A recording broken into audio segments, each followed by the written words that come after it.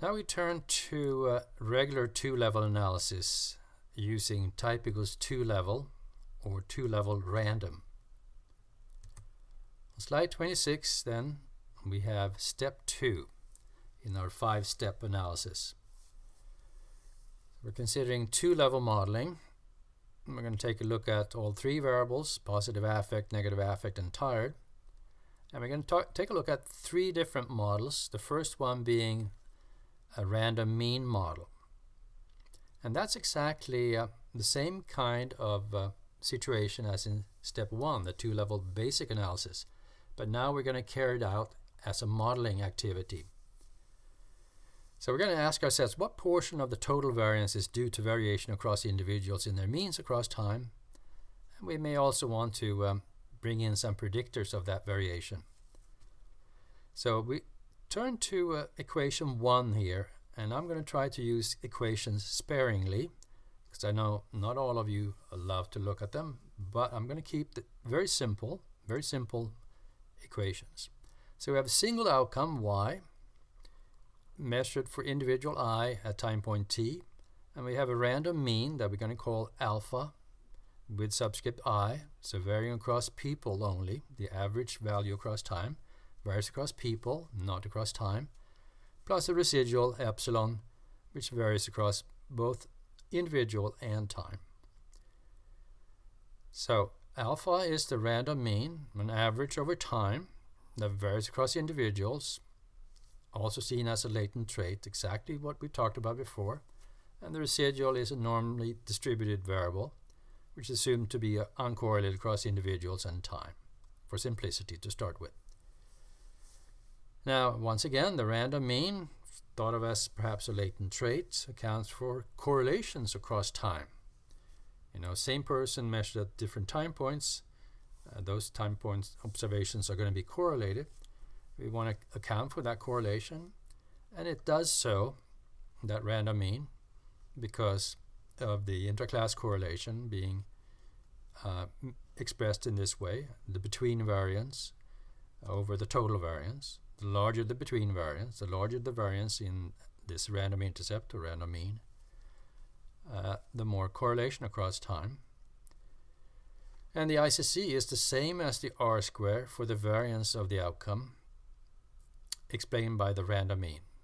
That is the R-square due to the latent trait. We can also note that the random mean plays the role of the intercept growth factor in a growth model analyzed in a two-level long format. So if you look at this, a random mean, it's the intercept growth factor. It influences all time points, influences y at all time points with the same invisible 1 unit multiplier 1. So the fixed loadings are 1, as I write here. You can think of it that way if it helps. So on slide 27, we try to express this model 1 in formulas, diagram, and input on the same slide. So here's the equation again. And referring to the diagram bottom left here, y is the observed PA variable in this case. It's a square. And alpha is the latent PA variable on the between. It's a circle. And epsilon is the latent PA variable on within. It's a circle. So we think of this as between and within variation, which adds up to the total variation of PA. And we note then, for those of you who are familiar with cross-lag panel modeling, this is a diagram that's drawn just like a random intercept cross-lag panel model. Except here we're just showing one time point. So that model, that kind of drawing is what we're going to build on for DSEM when we get to that. In the right column here you have the Mplus input, and now we notice that we have use observations here. We are actually restricting our individuals to those who have less than 168 time points, or restricting their time points to less than 168, and we are deleting those 4 individuals and that had no change in positive affect across time. We do a two-level analysis using the base estimator, and this is how I usually do that. B iterations, a minimum of 1,000 iterations, and I usually specify 8 processors because my computer allows that. I'm not going to talk much about specifics about base estimation. Instead, I refer to those short course topics that I pointed out in the introduction, that is in video format on our website. And it's also covered in our book, Regression and Mediation Analysis in Mplus. The model then is a within and between model, two-level model, and all we do is label here or mention the variance for PA on within and the variance for PA on between. So we're referring to the within part as this variable and the between part as that variable. And here now we want to compute the ICC. So we use model constraints to form a new variable or new parameter, ICC, which is b divided by b plus w, referring to these parameter labels in the model command. And that gives us a PI ICC estimate of 0.57 with standard error 0.024. And that's the same value, 0.57, same value that we got in the two-level basic analysis.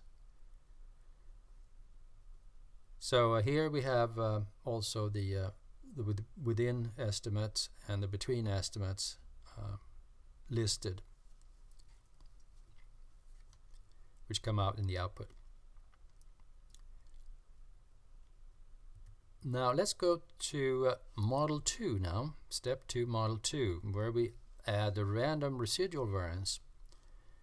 Random variance. How much does the residual variance vary across the individuals? What are its predictors? And what's the correlation between the mean and the residual variance? So still we're considering a single outcome, a random mean and a random residual variance, so alpha sub I. And the residual now is distributed normally with mean 0, but has an I on its variance. So the variance also varies across individuals. And we're going to make an assumption that the logarithm of the variance is normally distributed. And I'm going to talk about that a little bit now and much more later when we get into DSEM analysis. Here's how we draw it. Y is still the observed PA variable, and alpha is the latent PA variable on between, epsilon is the latent PA variable on within, but now we also have a random residual variance that we mark with a filled circle on within, and which becomes an open circle on between. So a latent continuous variable on between. And now then we have two circles here on between, and we can estimate their correlation.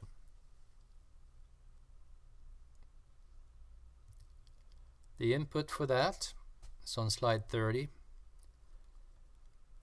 The only difference on the left-hand side is that we have now added the random here, because we are going to introduce a random residual variance, and this is something that's existed in Mplus for a while now. So we have logv is the name for that variance, bar PA, defining this random residual epsilon variance. And on between we say that the mean and the variance are covaried, and we're also giving labels for the mean and for the variance. So that the mean and the variance of log v, not the mean and the variance of v. And you can express the mean of v here as this form is the exponent of the mean and the variance divided by 2. In fact, you can get the median by deleting that second term. So just e to the power of m gives you the median. Now, there's a lot that can be said about log v and how to understand it. Here on slide 31, I just take a first simple stab at it, and then we'll get back to it on slides 65 and 67 in the DSEM context. So here's a basic issue. Bullet 1. So random effects are assumed to be normally distributed in most software, most statistics, and certainly in Mplus. And that's not a suitable assumption for a variance, because a variance, as you know, has a skewed chi-square F distribution-like distribution, and is never negative. So because of that, we're using the log of the variance instead, which is emphasized by calling it log v. So the mean m of the random variance, log v, can therefore be negative because it's on the log scale. Negative values happen for residual variances that are less than 1. Value less than 1, when you take log of that, gets to be negative. We'll see negative values in the output, and that this question often comes up in Mplus support. To get the mean on the regular scale, the log v should be exponentiated like we did in the previous slide. And the correct exponentiation for the mean involves the variance as well over here, which is due to theory of the log normal distribution. So it's a lot of facts here, but it'll become clear. The median is e to the power of m only, and it's probably more useful as a summary if you want a one-point summary, one statistic summary, because we have a skewed distribution of the variance, and the mean then tends to be, we have a long right tail, which implies that the mean is going to be quite far out to the right, and the median is probably better representative. And the mean and the median of the variance can be expressed in model constraint like we just did, and model constraint then gives you confidence intervals, and if need be, they are non-symmetric automatically by using Bayes. And like I say, a fuller discussion of log v is presented later in connection with step 3 model 2 on slides 65 to 67. So the issue is that means and variances of log v, they don't tell you very much. And translating to means and variances of v doesn't tell you very much either. A better understanding of the range of likely values for the variance, it's a random variance, the range of likely likely values for the variance is through looking at the quartiles, which we can express in Mplus model constraint quite easily, drawing on the mean and the variance of the log normal log v distribution.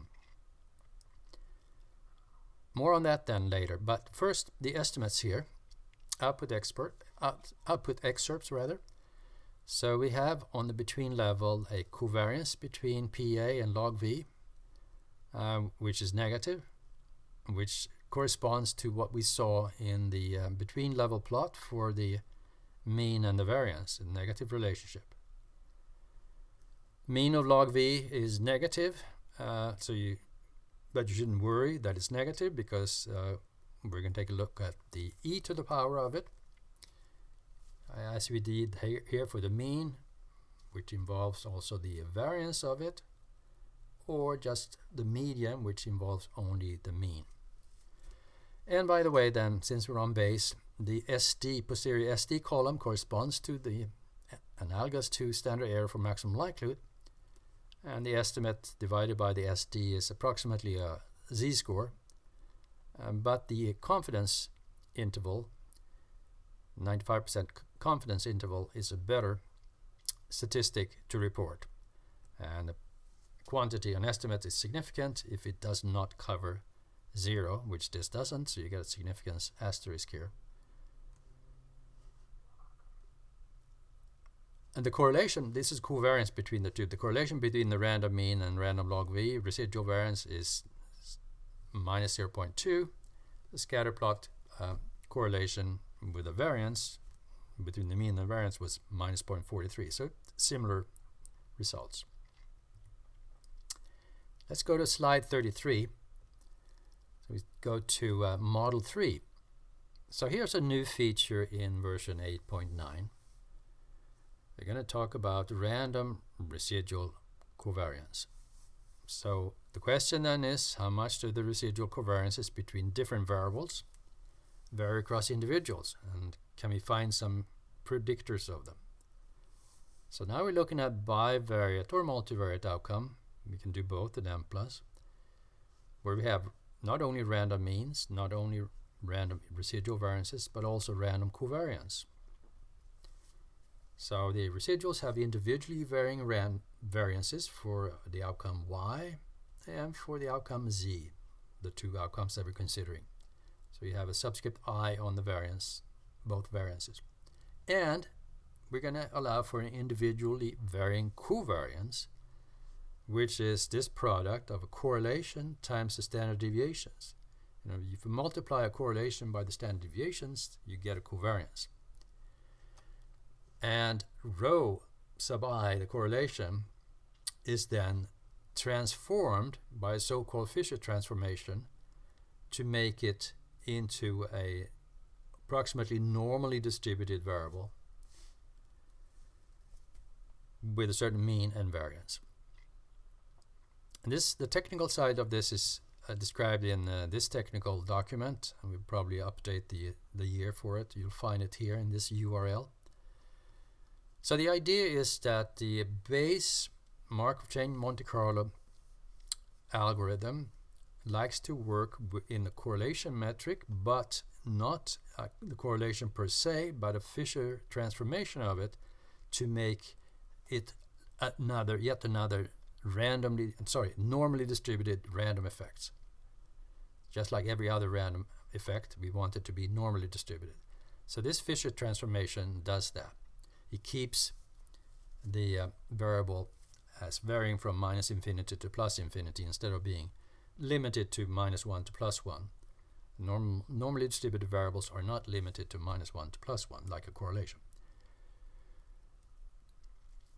Now this is discussed in more detail in the DSEM section once again on slide 85, where all of this will become crystal clear. For now, we're just accepting that we can have a random residual covariance, i.e. a random correlation. Here's how you draw it on slide 34. Two outcomes, y and z, and we add a covariate x here to spice it up. So you have then a random variance filled circle for y on within, and a random variance filled circle for z on within, and then you have a random covariance or correlation. It doesn't matter which one, how you call it, but it's a random quantity here. So those three become circles, open circles on between, in addition to the random means that we already have here. So random mean and variance for the y variable, random mean and variance for the z variable, and then the correlation here. So suddenly now we have 5 latent continuous variables on between. Gets complicated quite quickly. And then we have a predictor, between level predictor of those latent variables. And they have residuals, and they are possibly also correlated. I didn't draw that. On slide 35, we have the input for this Model 3 with random residual covariances or random residual correlations. You can say it in both ways. So once again, we have two-level random and estimator base, and we increase the minimum number of base iterations to 2000 here because it's a more complex model. And as always, we want to check Tech A to see that the convergence towards a so-called PSR value close to 1 occurs. Sometimes you need to have thinning, THIN, thin equals 10 is a popular value I often use, and then you usually can reduce the number of B iterations a little bit. Thinning gives you a better estimate of the standard deviations of the posterior distribution. So within we have all these random quantities, the random residual variance for PA, NA, and TI, and then these random with statements, which are the new feature of version 8.9. So what is that? Well, CPN, CPT, CNT, they are in the Fisher z-score metric. So it's a Fisher z-score version of the correlation, transformation of the correlation. So you can think of it as a Fisher kind of correlation between the variables. On between then we talk about the variances here. We give labels for the means of the 3 residual variances, and we give labels for the 3 variances of the residual variances. And then we look at the means of these random correlations in Fisher metric. I give them the MC labels. And in model constraint then we can compute these new quantities, and we're going to focus on the median values for the 3 correlations, RPN, RPT, RNT. And as we will explain on slide 85 in more detail, we're going to look at the inverse of Fisher Z to get the correlation. So we go first, we translate the correlation to Fisher Z, but to get back to the correlation, we do the inverse transformation. And we're going to focus on the median, which can be expressed by a simple exponential expression here for each of the 3 correlations. So we put in the estimated means here in the formula, and out comes the median for the correlation.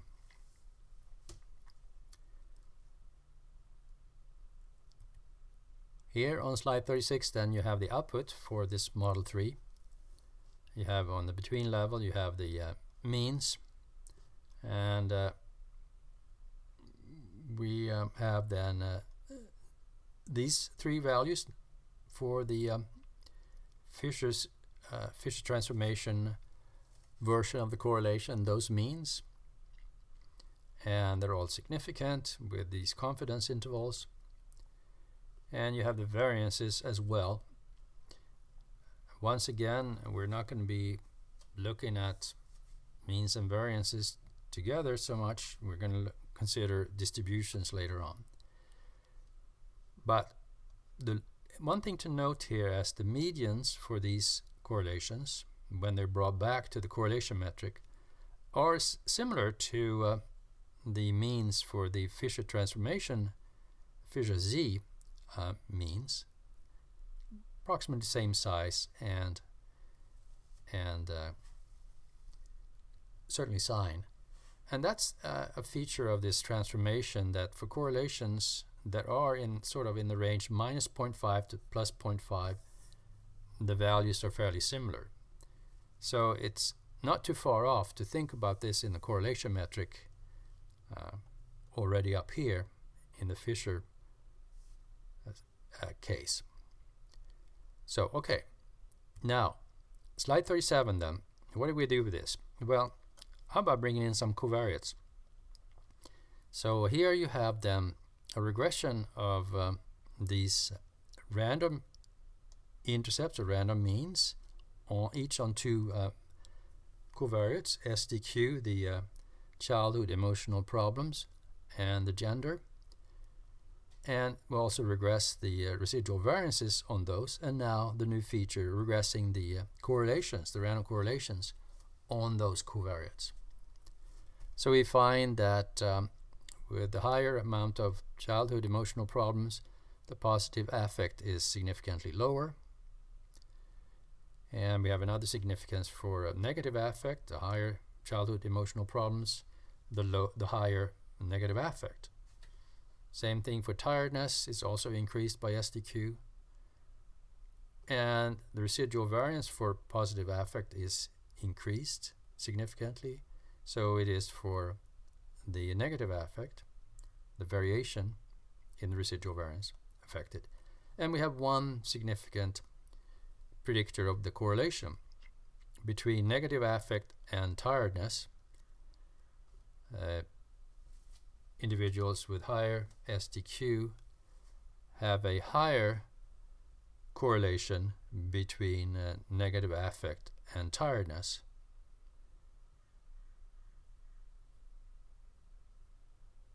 So negative affect is influenced in two ways, by the STQ and also and so is tiredness, and so is their correlation, which could be interesting to try to explore substantively. All right, so that was one early example, and like I said, we're coming back to random correlations in the DSEM setting. So I'm asking here on slide 38 the fundamental question: why are these two-level models not sufficient for intensive longitudinal data, which is, after all, the topic of this talk? And we've gotten to that point now on slide 38. Finally, so what is lacking in the two-level analyses just presented? Model 1 has this expression, and we kept saying that this model accounts for correlations of observations across time using this random mean. So we are accounting for correlations across time, which is good, but there is further correlation to take into account. The residuals epsilon are likely correlated across time due to measurements close in time. So there's a second likely source of correlated measures across time.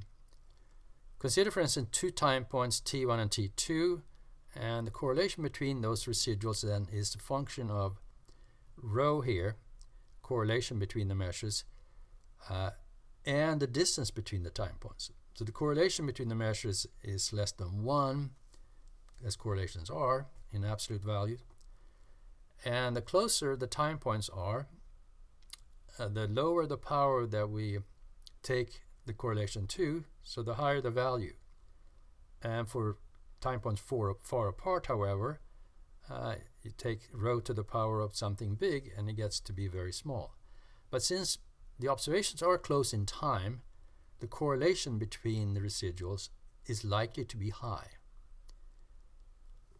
So if we don't take that into account now for intensive longitudinal data, then we're making a mistake that especially may hurt the standard errors in the previous analysis, at least to some extent. Not all parameters, but for some of them. So why not model this correlation if it's so important? Well, we can do that, and there's a common way to do that.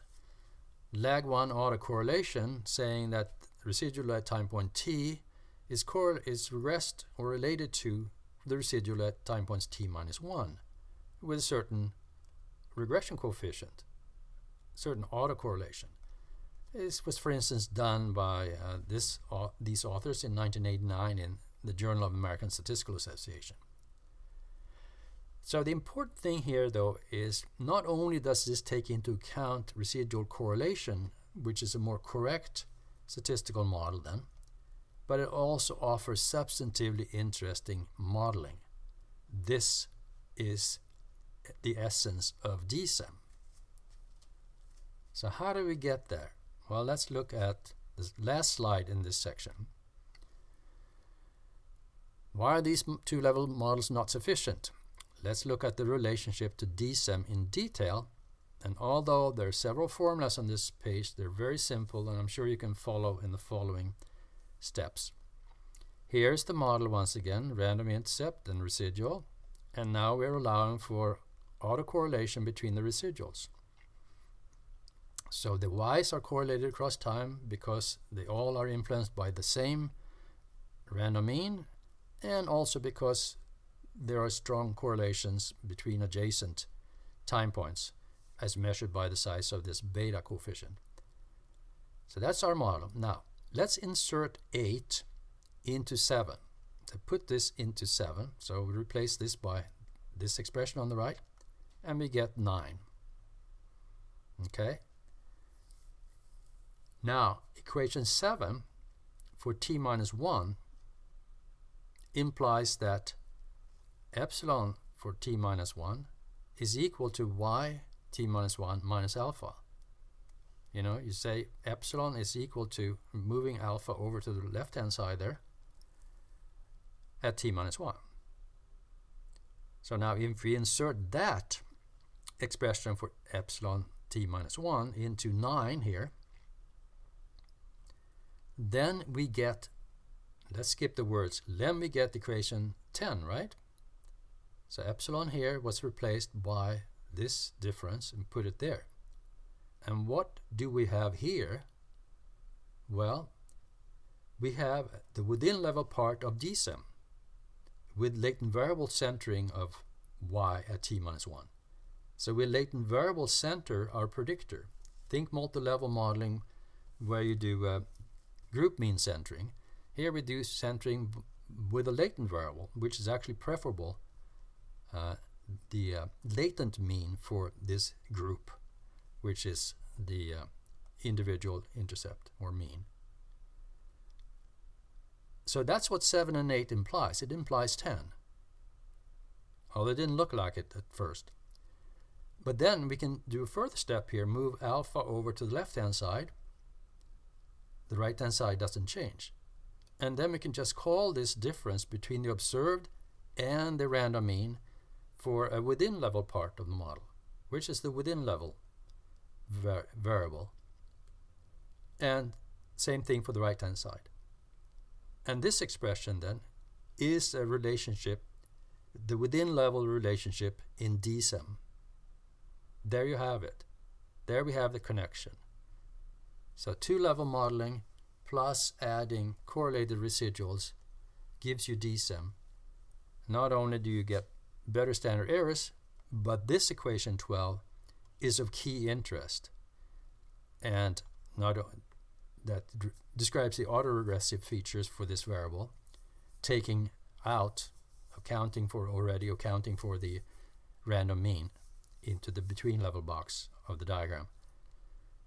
And then you can do this in a multivariate fashion where you have relationships across time, cross-lag relationships between different variables. So with that, we are ready to start studying DSEM.